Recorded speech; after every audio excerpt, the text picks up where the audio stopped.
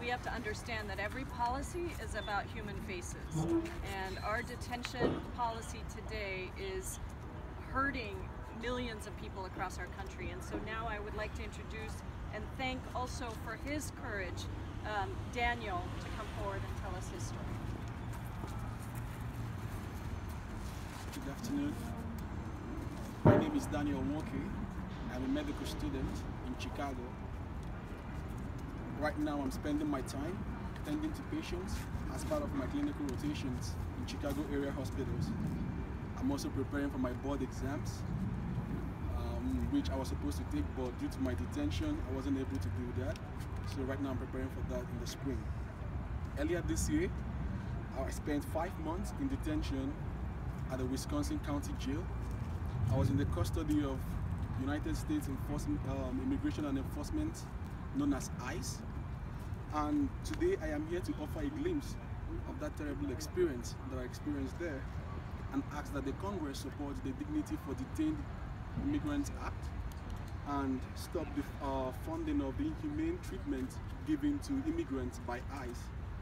In February of this year, I was detained at the O'Hare International Airport as I returned to the United States from Nigeria. I had a visa, my tuition receipt, and my hospital schedule, which were all proofs to show that I was here to complete my training to become a physician. But none of this mattered to the immigration officer, even though I had expressed my fear of returning back to my home country, where I believed my life would be in great danger.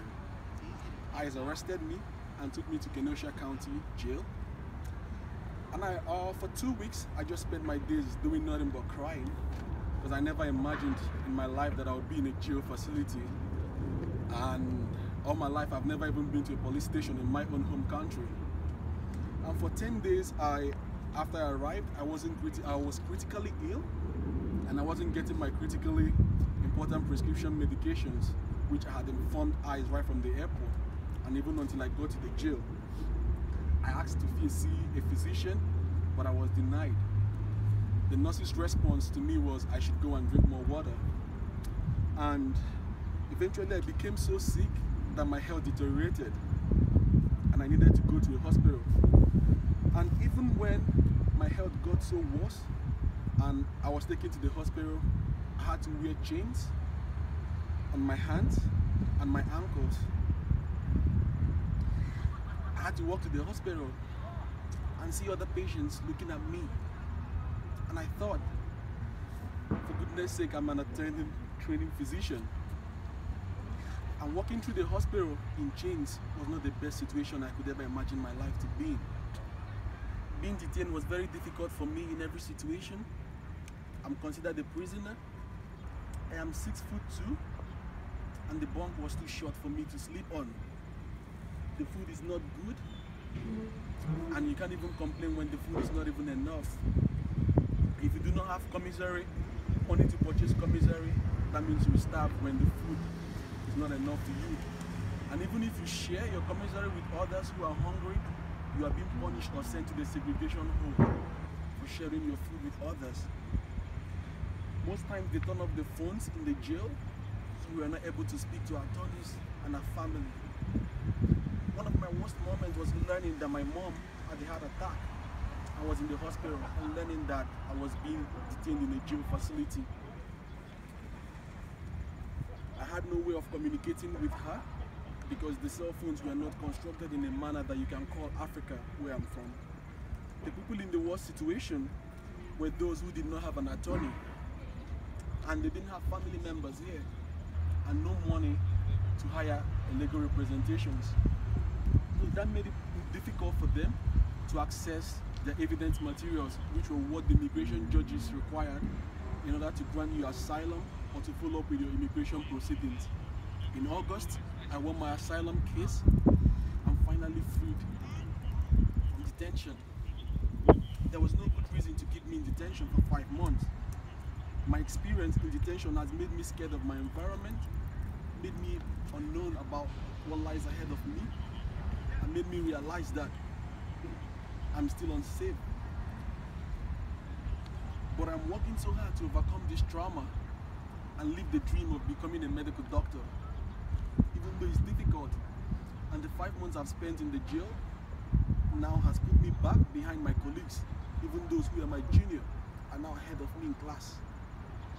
So I'm speaking out today for the Congress to support the Dignity for Detained Immigrants Act, and it gives me hope that the US government can find a way to stop this inhumane treatment given to immigrants by ICE.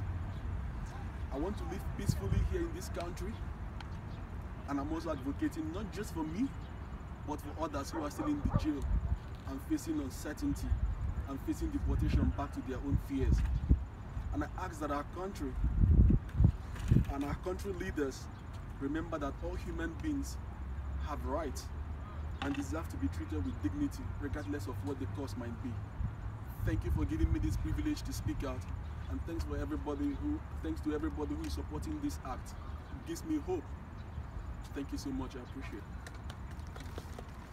Thank you so much, Daniel. You see the horror that we are putting on people across this country. And now it's a great honor to introduce some of the organizations that were critical in drafting this bill. We couldn't have done it without you. And so I'd like to invite Heidi Altman from the National Immigrant Justice Center, Victoria Lopez from the American Civil Liberties Union, and Mary Small from the Detention Watch Network to come and just briefly address us as well.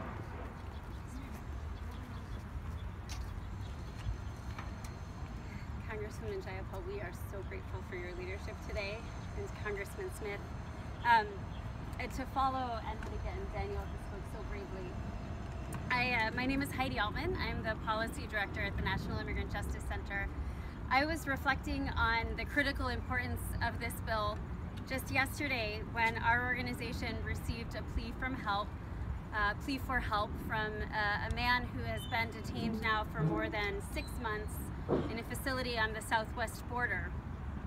He's seeking asylum.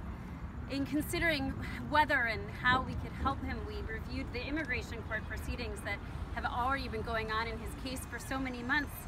And what we found, there was a written memorialization of this man, a political dissident seeking asylum, pleading with the immigration judge to release him from the hell that he was experiencing in detention while seeking asylum, pleading for some accommodation as he grew more and more ill in detention with insufficient attention paid to his medical needs, and pleading for some reprieve from the isolation that he faced, unable to even let his parents and family members know that he was safe or where he was.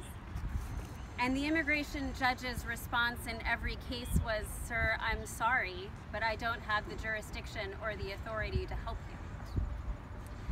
And so we're here today because this is a system with no accountability, where immigration and customs enforcement or Customs and Border Patrol's decision to jail is most frequently unreviewable by an immigration judge, and where inspections are so whitewashed that jails stay open despite people dying inside of their walls due to medical negligence. And I am certain, I have to believe, that most Americans, if granted a glimpse into the realities of this system, would be sickened and ashamed. And that's why I'm proud and grateful to be standing here with our elected officials who are bravely putting forward a workable plan that goes so far to right these wrongs.